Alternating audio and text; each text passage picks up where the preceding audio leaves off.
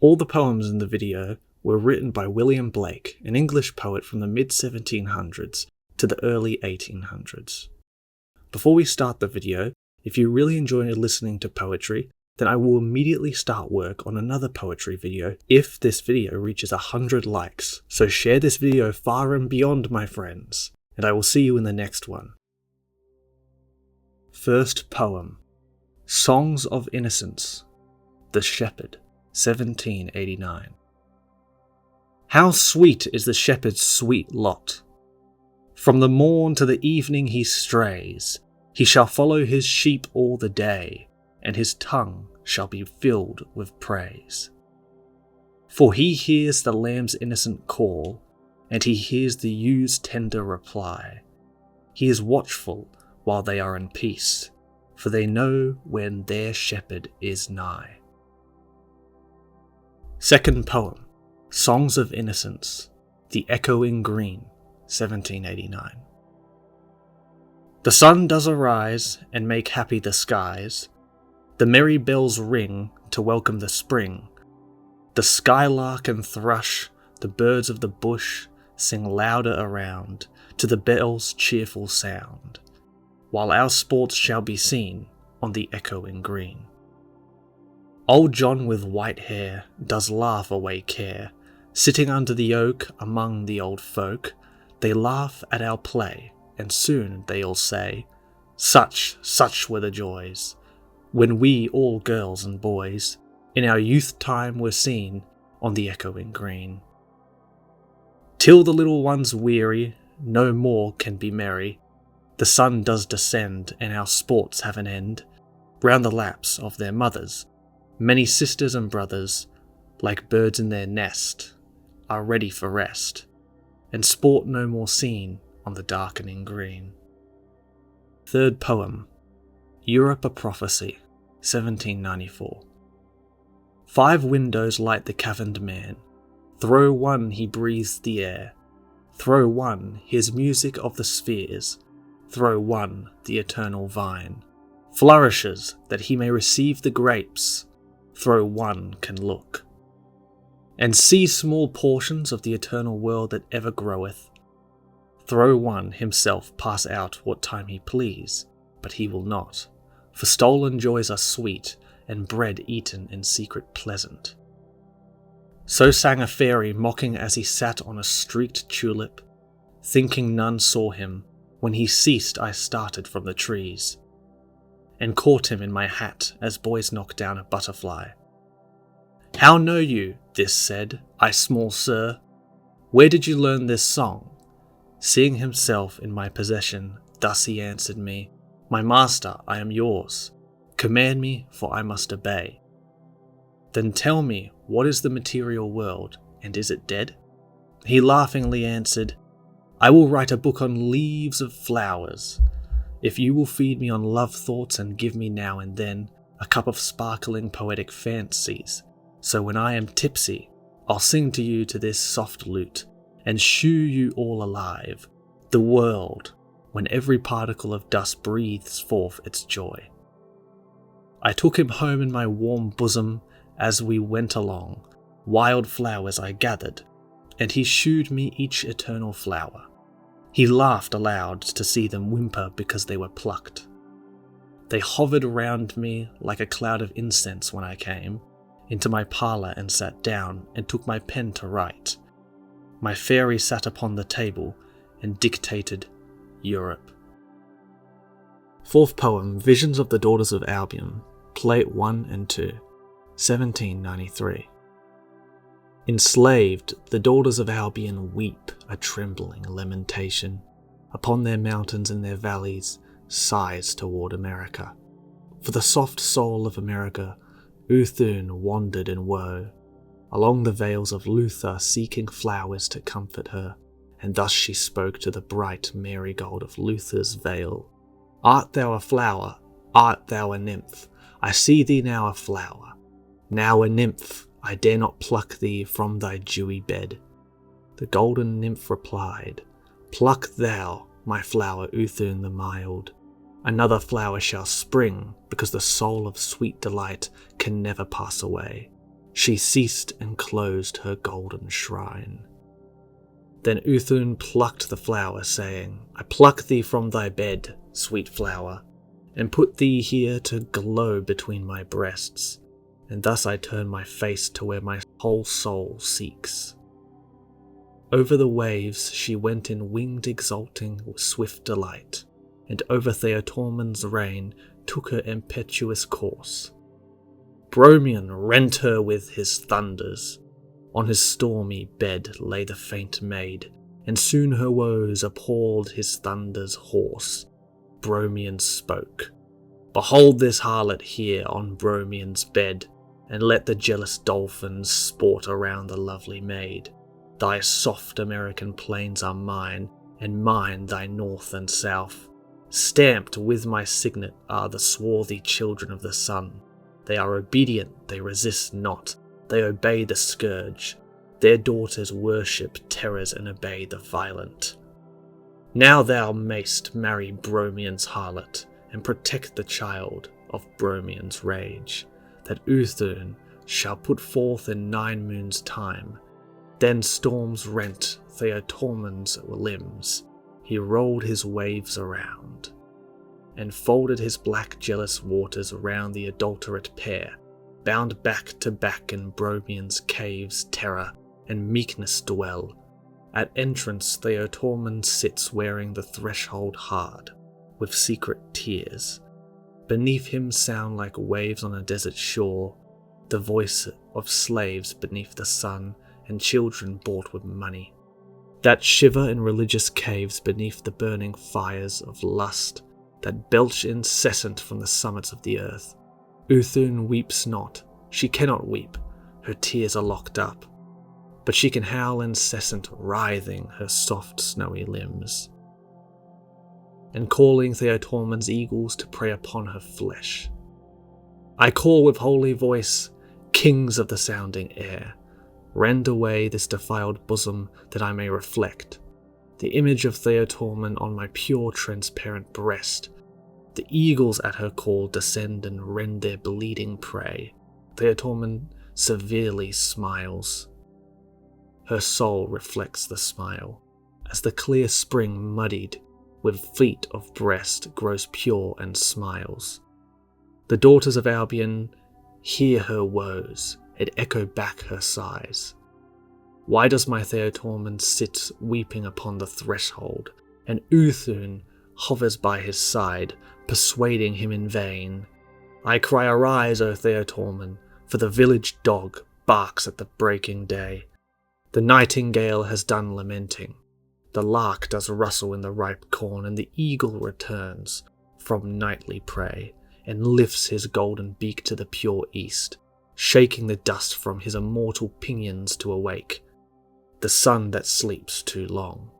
Arise, my Theotormund, I am pure, because the night is gone, that closed me in its deadly black. They told me that the night and day were all that I could see. They told me that I had 5 senses to enclose me up, and they enclosed my infinite brain into a narrow circle, and sunk my heart into the abyss, a red round globe hot burning, till all from life I was obliterated and erased. Instead of morn arises a bright shadow like an eye, in the eastern cloud, instead of night a sickly charnel house. That Theotormund hears me not, to him the night and morn are both alike, a night of sighs, a morning of fresh tears, and none but Bromion can hear my lamentations. 5th poem, to Mrs Flaxman, 14th September 1800.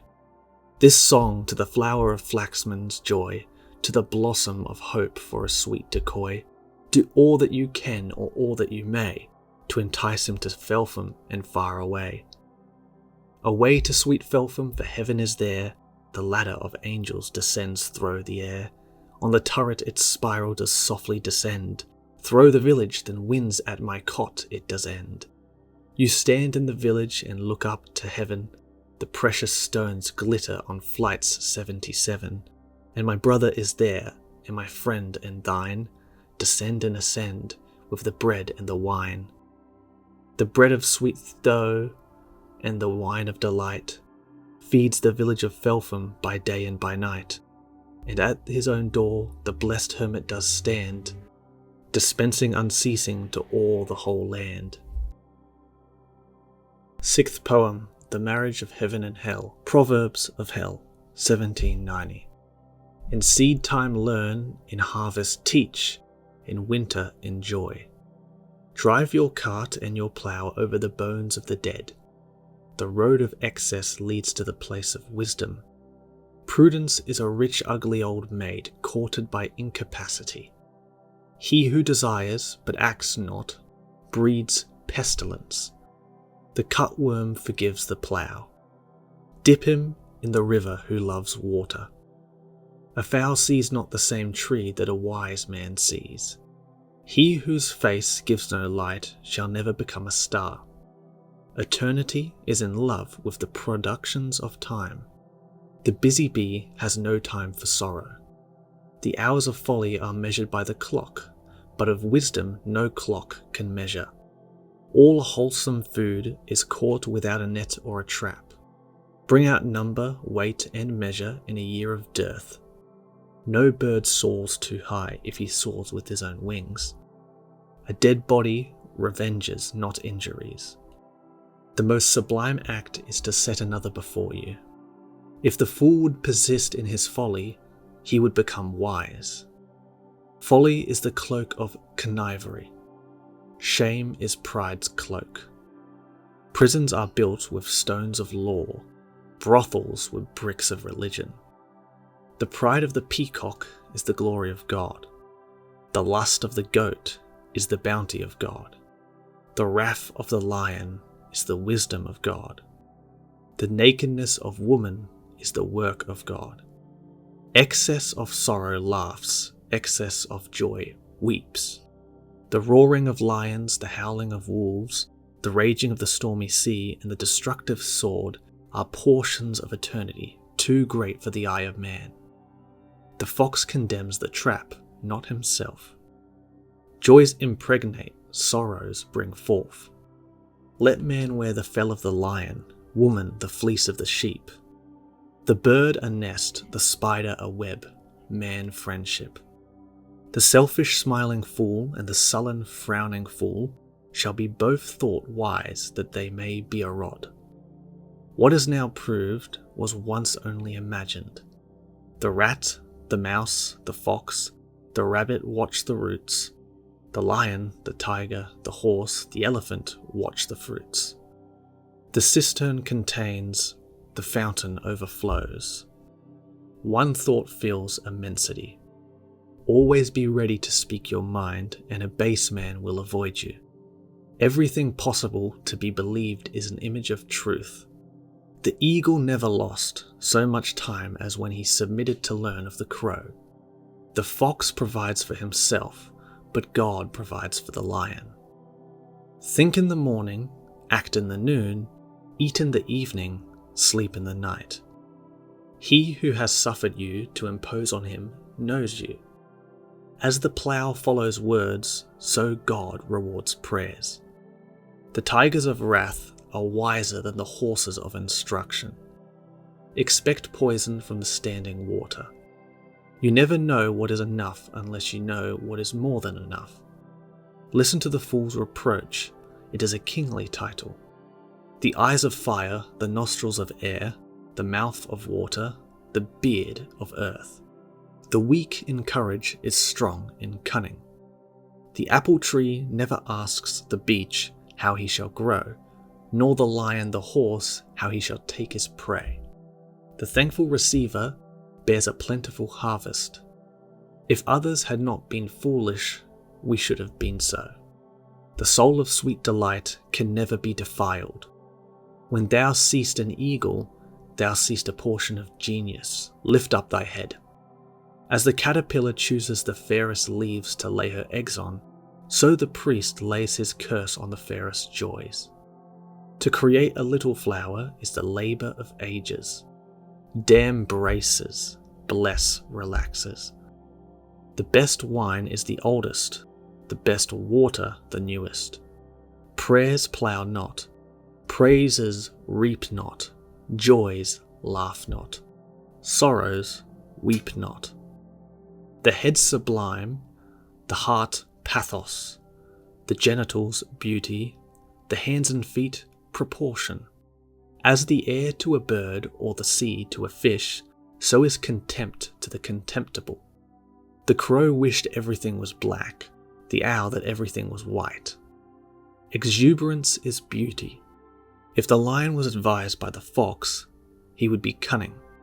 Improvement makes straight roads, but the crooked roads without improvement are roads of genius. Sooner murder an infant in its cradle than nurse unacted desires. Where man is not, nature is barren. Truth can never be told so as to be understood and not to be believed. Enough, or too much. Seventh poem, Preludium to the First Book of Urizen, 1794. Of the primeval priest's assumed power, when Eternals spurned back his religion and gave him a place in the north, obscure, shadowy, void, solitary. Eternals, I hear your call gladly. Dictate swift-winged words and fear not, to unfold your dark visions of torment. Eighth poem, Book of Ahania, Book 1, 1795. Phuzon on a chariot iron winged, on spiked flames rose his hot visage. Flamed furious, sparkles his hair and beard, shot down his wide bosom and shoulders. On clouds of smoke rages his chariot, and his right hand burns red in its cloud, moulding into a vast globe his wrath, as the thunderstone is moulded, son of Urizen's silent burnings. Shall we worship this demon of smoke? Said Phuzon. This abstract nonentity, this cloudy god seated on waters, now seen, now obscured, king of sorrow? So he spoke in a fiery flame, on Urizen frowning indignant, the globe of wrath shaking on high, roaring with fury he threw. The howling globe, burning it flew, lengthening into a hungry beam. Swiftly, opposed to the exulting flamed beam, the broad disk of Urizen upheaved across the void many a mile. It was forged in miles where the winter beats incessant. 10 winters the disk, unremitting, endured the cold hammer. But the strong arm that sent it remembered the sounding beam. Laughing, it tore through that beaten mass, keeping its direction, the cold loins of Urizen dividing. Dire shrieked his invincible lust. Deep groaned Urizen, stretching his awful hand. Ahania, so name his parted soul, he seized on his mountains of jealousy. He groaned, anguished, and called her sin, kissing her and weeping over her, then hid her in darkness and silence, jealous though she was invisible. She fell down, a faint shadow, wandering in chaos and circling dark Urizen, as the moon anguished circles the earth, hopeless, abhorred, a death shadow, unseen, unbodied, unknown, the mother of pestilence. But the fiery beam of Phuzon was a pillar of fire to Egypt, 500 years wandering on earth, till loss seized it and beat in a mass with the body of the sun. Ninth poem, Book of Ahania, Book 1, excerpt, 1794. Thou hearest the nightingale begin the song of spring, the lark sitting upon his earthly bed, just as the morn appears, listens silent, then springing from the waving cornfield loud, he leads the choir of day, trill, thrill, thrill, trill, mounting upon the wings of light into the great expanse, re-echoing against the lovely blue and shining heavenly shell. His little throat labours with inspiration. Every feather on throat and breast and wings vibrates with the effluence divine. All nature listens silent to him, and the awful sun stands still upon the mountain, looking on this little bird, with eyes of soft humility and wonder, love and awe. Then loud from their green covert all the birds begin their song. The thrush, the linnet and the goldfinch, robin and the wren, awake the sun from his sweet reverie upon the mountain. The nightingale again essays his song, and through the day and through the night warbles luxuriant, every bird of song, attending his loud harmony with admiration and love. This is a vision of the lamentation of Beulah over Ulolon. 10th poem on the Virginity of the Virgin Mary and Johanna Southcott, 1801. What error is done to her she cannot know, and if you'll ask her she will swear it so. Whether 'tis good or evil none's to blame, no one can take the pride, no one the shame. Beneath the white thorn, lovely Mary, 3 virgins at the beak of day, wither young men wither away. Alas for woe, alas for woe, alas for woe, they cry and tears forever flow. The one was clothed in flames of fire, the other clothed in sweet desire, iron wire, the other clothed in sighs and tears and sighs. Dazzling bright before my eyes, they bore a net of golden twine, to hang upon the branches fine. Pitying I weep to see the woe that love and beauty undergo, to be consumed in burning fires, and in ungratified desires. Wings they had, and when they chose, that soft enclose, round their body when they chose, they would let them down at will, or make translucent, and in tears clothed night and day, melted all my soul away. When they saw my tears a smile, that did heaven itself beguile, bore the golden net aloft, as by downy pinions soft. O'er the morning of my day, underneath the net I stray, now entreating flaming fire, now entreating sweet desire, iron wire, now entreating tears and sighs. When, oh when will the morning rise?